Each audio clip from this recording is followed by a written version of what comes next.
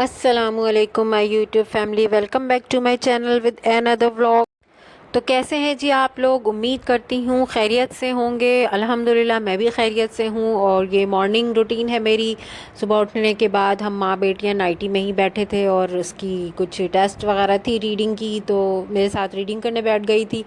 آج کل بچوں کو انگلش پڑھنا تو بہت جلدی آ جاتا ہے، بٹ اردو ان کی بہت تھوڑی ویک ہوتی ہے۔ تو میرے بچوں کا بھی وہی حال ہے، اردو ویک ہے، تو اردو کے لیے میں اس کو لے کر بیٹھی تھی۔ اس کا آج املا تھا۔ ٹیوشن میں، اسکولوں میں تو چھٹیاں پڑی ہوئی ہیں، پیپر ختم ہوئے ہیں، ابھی نئی کلاسز آن نہیں ہوئی ہیں، اور کچھ سینٹر بھی پڑ گئے ہیں اسکولوں میں، تو اس وجہ سے 15 ڈیز کا آف ملا ہے۔ اور پڑھائی کے بعد پھر میں ذرا گھر ور سمیٹنے لگ گئی تھی۔ الماری پھیلی تھی، حریم کے کپڑے پھیلائے تھے، کچھ بہت چھوٹے ہو گئے تھے جو میں ہٹا رہی تھی۔ ابھی کچھ دن پہلے بھی میں نے رمضان سے پہلے بھی بہت سے کپڑے اس کے ہٹائے تھے، ابھی پھر ہٹانا پڑ رہا ہے کہ ہائٹ نکال لی ہے اس نے، اور کپڑے اتنے سارے جمع تھے جو کہ چھوٹے ہو گئے ہیں، تو پھر وہ کزنس وغیرہ سب آپس میں بانٹ کے پہن لیں گے۔ اور یہ میں نے صبح کے ناشتے میں بنایا تھا قیمہ۔ امی کو کھانا تھا اور میری بیٹی کو، ان دونوں کو قیمہ کھانے کا بہت دل چاہ رہا تھا، تو قیمہ لا کے رکھا ہوا تھا، میں بنائی نہیں تھی کیونکہ امی آ نہیں پا رہی تھی۔ تو پھر جب میں نے امی کو کہا تو امی بولی نہیں صبح تو میں نہیں آ پاؤں گی کیونکہ نفل کے روزے میرے چل رہے ہیں، تو ایسا کرو تم بنا لینا۔ تو پھر میں نے آج صبح بنا دیا قیمہ ناشتے میں، امی کے لیے رکھ دیا تھا، اور یہ میرا ناشتہ ہے، اور میں نے ہری مرچیں کھائی، وہ مزہ بہت آ رہا تھا۔ اور یہ میں دوپہر کے کھانے کے لیے شامی کباب ہاتھ کے ہاتھ ہی میں نے رکھ دیا تھا، شامی کباب بنا رہی تھی۔ دال میری کافی پک گئی تھی، اصل میں الماری کا کام پھیلا ہوا تھا، مطلب ایک طرف میں فارغ نہیں ہو پاتی، ہر طرف چل رہا ہوتا ہے کام، تو اس لیے تھوڑا نرم پڑ گیا تھا۔ خیر وہ میں نے اس کو کباب بنائے، میں نے سوچا چلو آج ہی ختم کر دیں گے، اس کو رکھیں گے نہیں، تو بڑی مشکلوں سے میں نے تھوڑے سے آئل میں اس کو فرائی کیا۔ باقی بچوں کو تو میں نے ویسے ہی دے دی تھی چپاتیاں ڈال کے دن میں روٹی کے ساتھ، لیکن حریم کے لیے میں نے سوچا تھوڑا انوویٹو کر دوں تاکہ اس کو اچھا لگے کھانے میں، تو میں نے رول بنا دیے تھے۔ پراٹھا تو میرا ظاہر نارمل آٹا گوندا ہوا تھا، تو اسی کو میں نے زیادہ تیل ڈال کے تھوڑا سا تل دیا تھا، اور اس میں شامی کباب ڈال کر کے میں نے چٹنی بھی پڑی تھی، چٹنی بھی ڈالی، کوکمبر ڈالا، پیاز وغیرہ ڈال کے میں نے اسے رول بنا دیا تھا تاکہ وہ دیکھ کے خوش ہو جائے اور ہیپیلی کھا لے، ورنہ پھر تھوڑے نخرے کرتی ہے الگ الگ کھانے میں وہ۔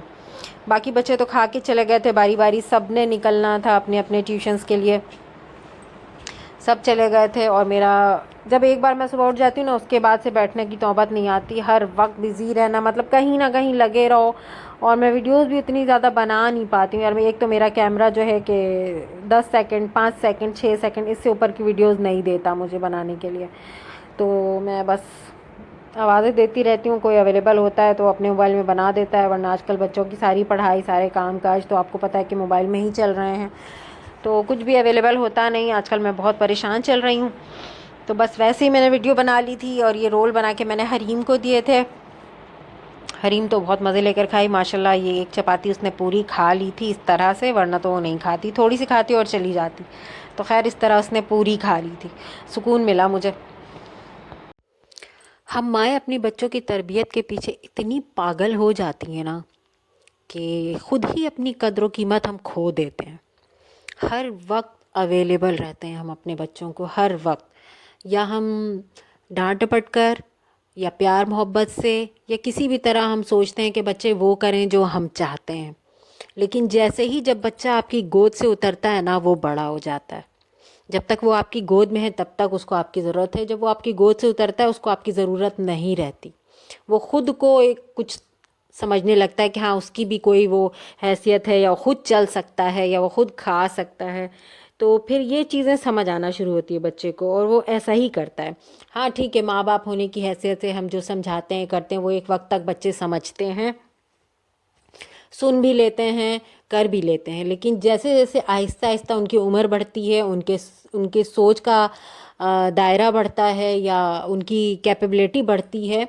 آہستہ آہستہ وہ ایک طرح سے انڈیپینڈنٹ ہونا شروع ہوتے ہیں۔ آپ کی باتیں بری لگیں گی، یا آپ جو زور زبردستی کر کے منوائیں گے وہ برا لگے گا، یا پھر آپ کی سوچ، جو ہم پرانے زمانے کے لوگ ہوتے ہیں، جو ہم نے گزارا ہوتا ہے، ہم اپنے ایکسپیرینس سے بات کرتے ہیں، لیکن بچے نئے زمانے کے حساب سے، نئے ایکسپیرینس کے حساب سے، نئی تعلیم کے حساب سے بات کرتے ہیں۔ وہ سمجھتے ہیں کہ ہم بہتر ہیں، ہمارے والدین ہم سے زبردستی بات منوا رہے ہیں، یا غلط کر رہے ہیں، ہمیں نہیں سمجھ رہے ہیں، یا ہمیں انڈیپینڈنٹ اگر ہم ہونا چاہ رہے ہیں تو وہ ہمیں روکتے ہیں، تو آخر ہم کیا کریں؟ پھر یہی ہوتا ہے کہ ہم آہستہ آہستہ پھر ہم پیچھے کٹنا شروع ہوتے ہیں اور بچے ہمارے آگے بڑھنا شروع ہوتے ہیں، اور جیسے جیسے بچے ہمارے آگے بڑھنا شروع ہوتے ہیں ہم پیچھے جانا شروع ہوتے ہیں۔ ہم یہ سوچتے ہیں کہ چلو ہماری یہی ضرورت، ٹھیک ہے، ہمیں ہمارے بچوں کو آگے بڑھنے دینا چاہیے، وقت کے حساب سے وہ صحیح چل رہے ہیں، ہم یہ سوچنا شروع کر دیتے ہیں۔ پھر کیا ہم پیچھے رہ جاتے ہیں، ہم بس ایک کیا کہتے ہیں کہ ہم ایک پرووائڈر کے طور پہ اس وقت موجود تو رہتے ہیں، پر ہماری آہستہ آہستہ وہ جگہ، وہ اسپیس ختم ہونا شروع ہو جاتی ہے۔ اور اس میں کوئی برائی نہیں کہ ہمارے بچے مضبوط قدم کے ساتھ آگے بڑھیں، اس میں کوئی برائی نہیں کہ وہ اپنے ڈیسیجن خود لیں۔ انسان اپنی غلطیوں سے ہی سیکھتا ہے اور گر کر ہی کھڑا ہوتا ہے۔ لیکن پھر ہم کیوں پیچھے رہیں؟ کیا ہماری زندگی ختم ہو گئی ہے؟ اگر نہیں ہوئی ہے تو پھر ہم کیوں نہیں وقت کے ساتھ اپنے آپ کو گروم؟ تو میں تو یہی کہوں گی کہ دنیا بہت تیزی سے بدل رہی ہے، اور ہر انسان کو ہی دنیا کے ساتھ تیزی سے آگے بھی چلنا پڑے گا، اور جو اس کے ساتھ نہیں چل پائے گا وہ پیچھے رہ جائے گا، اور وہ آہستہ آہستہ بوجھ بنتا چلا جائے گا۔ تو ہم نہیں، اپنے بچوں کا برڈن نہیں بننا ہے، ہمیں ان کی طاقت بننا۔ تو وقت رہتے سمجھداری کے ناخن لیں، ہوش کے ناخن لیں، اپنے بچوں کے ساتھ خود کو بھی مضبوط بنائیں وقت کے حساب سے، کیونکہ آپ صرف والدین نہیں ہیں، آپ کی اپنی بھی شخصیت ہے،